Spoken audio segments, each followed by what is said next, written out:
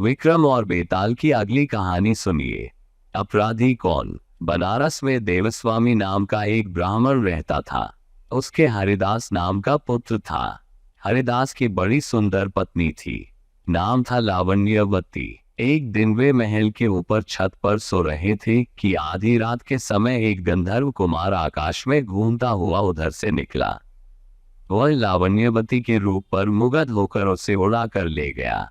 जागने पर हरिदास ने देखा कि उसकी स्त्री नहीं है, तो उसे बड़ा दुख हुआ और वह मरने के लिए तैयार हो गया। लोगों के समझाने पर वह मान तो गया, लेकिन ये सोचकर कि तीर्थ करने से शायद पाप दूर हो जाए और स्त्री मिल जाए, वह घर से निकल पड़ा। चलते चलते वह किसी गांव में एक ब्राह्मण के घर पहुंचा। उसे भूखा देख ब्राह्मणी ने उसे कटोरा भरकर खीर दे दी और तालाब के किनारे बैठकर खाने को कहा। हरिदास खीर लेकर एक पेड़ के नीचे आया और कटोरा वहां रखकर तालाब में हाथ मुंह धोने गया।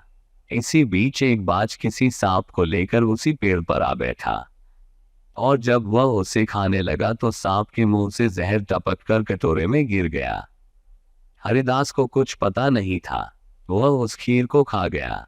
जहर का असर होने पर वह तड़पने लगा और दौड़ा दौड़ा ब्राह्मणी के पास आकर बोला, तूने मुझे जहर दे दिया है। इतना कहने के बाद हरिदास मर गया। पति ने ये देखा तो ब्राह्मणी को ब्रह्मघातिनी कहकर घर से निकाल दिया। इतना कहकर बेताल बोला, राजन, बताओ कि सांप, बाज और ब्राह्मणी, इन तीनों में अपराधी कौन है। राजा ने कहा, कोई नहीं। सांप तो इसलिए नहीं क्योंकि वह शत्रु के वश में था। बाज इसलिए नहीं कि वह भूखा था, जो उसे मिल गया उसी को वह खाने लगा।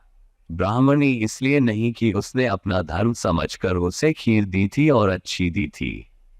जो इन तीनों में से किसी को दोषी कहेगा वह स्वयं दोषी होगा।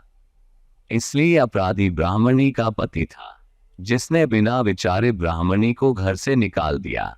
इतना सुनकर बेताल फिर पेड़ पर जा लटका और राजा को वहां जाकर उसे लाना पड़ा।